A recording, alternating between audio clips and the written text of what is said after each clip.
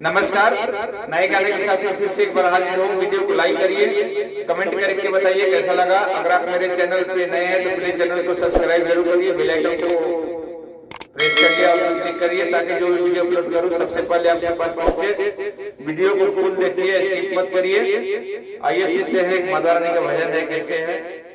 रही बनवले हरे नई हारवाए मैया, हरे बनवल रही ससुर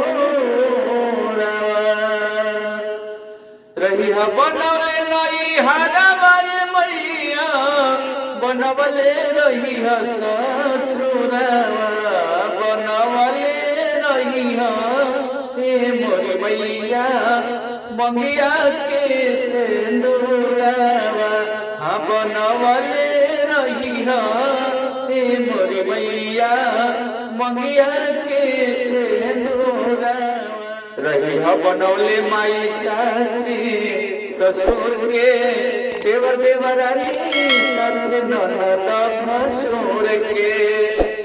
अरे जगमग करे हरियंगा नवाए मैया, न बोले दुख के बयारवा।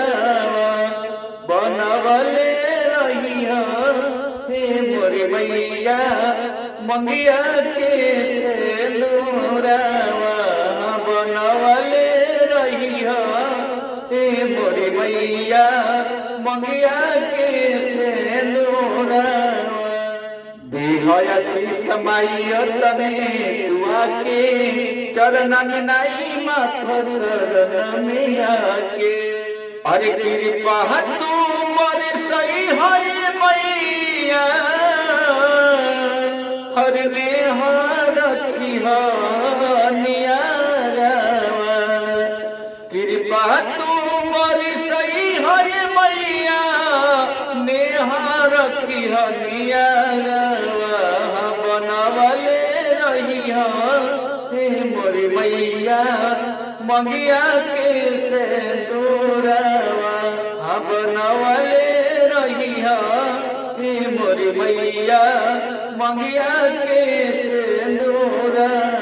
बेटा मन में तोहर पहुआ पथरी करी सेवदारी, माई दे दो जिम्मेदारी। हे मोरी माई हर ममता के करिहा बवछारा। हे मोरी मैया से रावाली ममता के करिहा बवछारा। बनवले रही हे मोरी मैया मंगिया के सिंदूरवा।